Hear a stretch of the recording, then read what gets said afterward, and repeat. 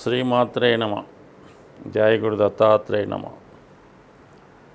ఈ వీడియోలో మనం జూన్ 9వ తారీఖు నుంచి 15వ తారీఖు మధ్యలో జరగబోయే వారఫలాలు మీనరాశి వారికి ఏ విధంగా ఉండబోతున్నాయి.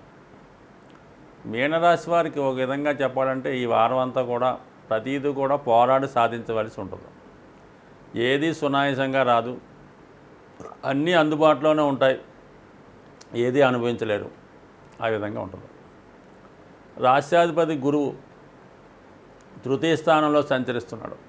దశమాధిపతి కూడా అవటం వల్ల ఉద్యోగంలో మార్పు కొరకు ప్రయత్నాలు చేస్తూ ఉంటారు. అయితే ఒకటి రెండు అవకాశాలు వస్తాయి, కానీ ఏదిలోకి వెళ్దామన్నటువంటి సందిగ్ధంలో వాయిదా పడే అవకాశాలు ఉంటాయి.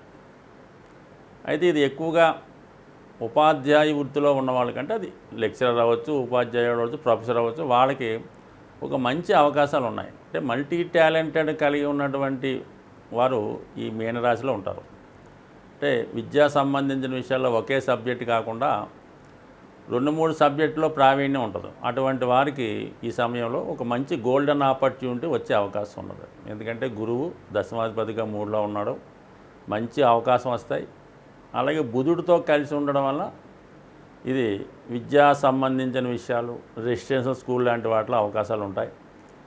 రవి ఉండడం వల్ల ఏంటంటే ప్రభుత్వ ఉద్యోగాలు లాంటివి కూడా వచ్చే అవకాశం ఉంది. ఉపాధ్యాయ వృత్తిలో ఉన్న వాళ్ళకి, లీగల్ అడ్వైజర్స్కి, బ్యాంకింగ్ రంగంలో ఉన్న వాళ్ళకి అవకాశాలు 100% ఉన్నాయి రవి అక్కడ ఉండడం వల్ల.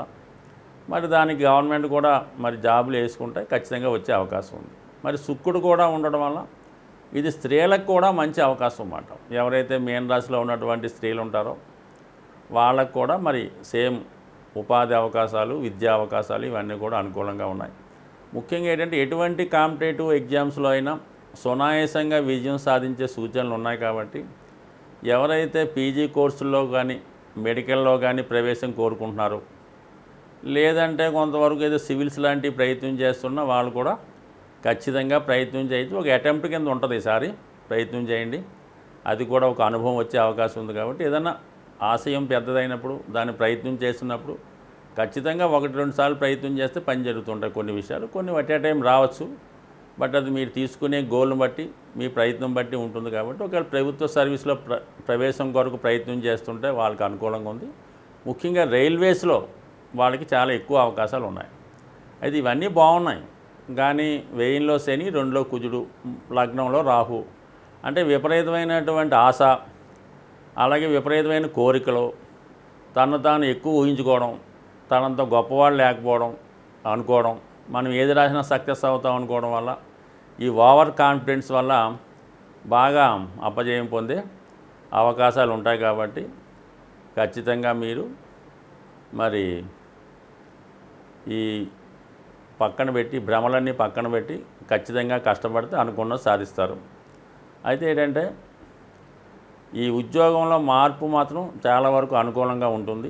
అయితే సప్తమంలో కేతువు, ఇది చాలా వరకు ఏంటంటే కొన్ని సందర్భాల్లో మీకు ఉద్యోగం వచ్చినా అది పెద్దవాళ్ళైతే, పెళ్ళైన వాళ్ళైతే కొంత భార్యకు దూరంగా ఉండి ఉద్యోగం చేయవలసి ఉంటుంది. అంటే లేదంటే భార్యాభర్తలు ఇద్దరు ఉద్యోగం చేస్తే ఈ సమయంలో భార్య ఒక చోట, భర్త ఒక చోట విడిపోయే అవకాశాలు ఉన్నాయి. ఏదైనా పిల్లలైతే అది తల్లిదండ్రులకు దూరంగా ఉండి చదువుకోవడం కానీ, ఉద్యోగం చేయడం కానీ జరిగే అవకాశం ఉన్నది. సో ఏదైనా ఈ సమయంలో జాతకుడికి కొన్ని కావాలంటే కొన్ని వదులుకోవాల్సి ఉంటుంది. కొన్ని అటాచ్మెంట్లు ఉంటాయి మీనరాశి వారికి, వాటిని వదులుకొని తొందరగా వెళ్ళలేకపోతుంటారు. అంటే మామూలు పిల్లలైతే మదర్ మీద, తప్పని కాదు, ఆ విధంగా ఎక్కువ అటాచ్మెంట్ ఉండడం వల్ల అక్కడికి వెళ్ళినా కూడా సరిగ్గా దాన్ని ఫుల్ఫిల్ చేయలేకపోతుంటారు. సో అలాగే ఏంటంటే ఎవరో ఒకరి మీద ఈ అటాచ్మెంట్ ఉండడం వల్ల కొన్ని అవకాశాలు వదులుకోకుండా, ఈ అటాచ్మెంట్స్ విషయాలు బయట పెట్టకుండా ఏదో అక్కలేని ఆ వంక ఈ వంక పెడుతుంటారు తప్ప అసలు విషయం చెప్పరు. సో దీనివల్ల కూడా ఏంటంటే సరే పోలేని మళ్ళీ రావడం, ఎక్కడో వేరే చోట సీట్ వస్తే అక్కడ జాయిన్ అయినప్పుడు కూడా ఈ అట్రాక్షన్ ఇక్కడ ఉండడం వల్ల అక్కడ వదులుకొని ఇక్కడ రావడం, మొత్తం కొద్దిగా ఇబ్బంది పడడం జరుగుతుంటుంది. కాబట్టి ఏదైనా మీనరాశి వారు జీవితంలో అనుకున్నట్టు ఎప్పుడు కూడా జరగవు. కొంతవరకు మీరు రాజీ మార్గంలో వెళితే మంచిది. తాత్కాలిక ఆనందం కోసమో, టెంపరీ సుఖం కోసమో కొన్ని వదులుకుంటే జీవితం ఇక్కడితో ఆగిపోయే అవకాశం ఉంది. ఫ్యూచర్లో మీరు ఏం చేసినా, ఎన్ని ఇబ్బందులు పడినా మరి కాలం ముందుకు పరిగెడుతుంటుంది, మీరు అక్కడే ఉంటారు కాబట్టి ఖచ్చితంగా మాత్రం మీరు కొన్ని వదులుకొని అది ఆలోచనల అలవాట్ల అటాచ్మెంట్ల ఇంకోట పక్కన పెడితే విద్యా సంబంధించిన విషయాల్లో కానీ ఉద్యోగ విషయాల్లో కూడా ఎక్కడో దూరంగా ఉద్యోగం వస్తుంది, ఇక్కడ ఉన్న వాళ్ళు వదిలిగా ఉద్యోగానికి వెళ్ళకుండా ఇక్కడ వ్యాపారం చేస్తాను అంటుంటాడు.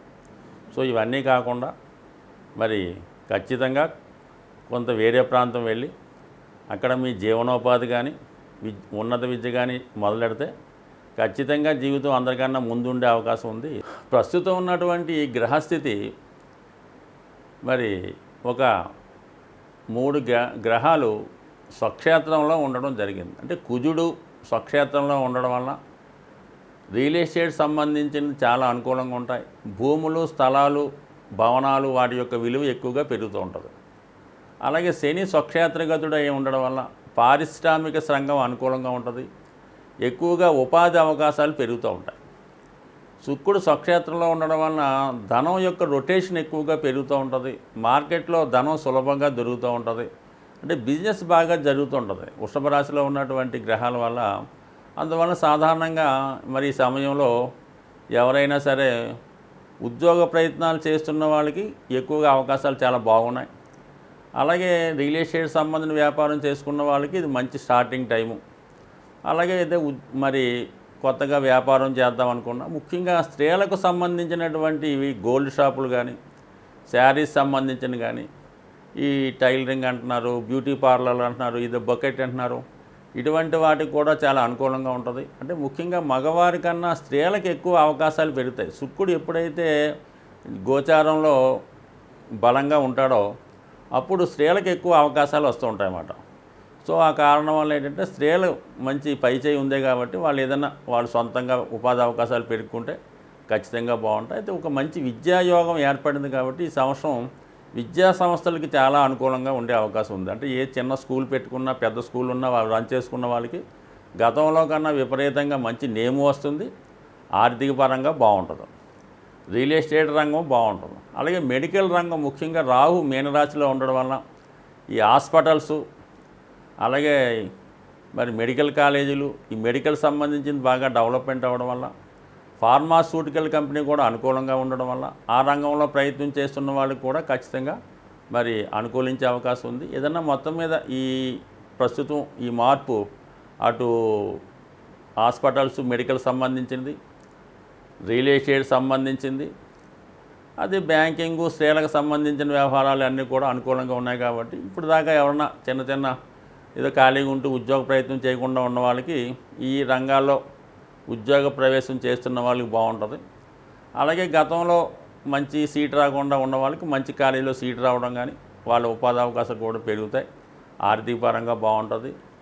అలాగే సక్సెస్ రేటు కూడా ఎక్కువగా ఉంది కాబట్టి ఏమాత్రం కష్టపడినా కూడా ఏదైనా సక్సెస్ అందరికీ సులభంగా వచ్చే అవకాశం ఉంది. కాబట్టి ఏదైనా ప్రయత్నంలోనే విజయం ఉంది. కాబట్టి మరి గ్రహాలు స్వక్షేత్రంలో ఉన్నప్పుడు ఆ ప్రయత్నాలు ఆ రాశుల వారు కావచ్చు, ఆ గ్రహ ప్రభావం ఉన్న వాళ్ళు కావచ్చు, ఆ నక్షత్రాల వారికి అనుకూలంగా ఉంటుంది. కాబట్టి తొందరగా మీ మనసులో ఉన్నది చేద్దాం అనుకున్నది స్టార్ట్ చేయండి, తొందరలోనే మీ ఫలితం పొందే అవకాశం ఉంది. స్వస్తి.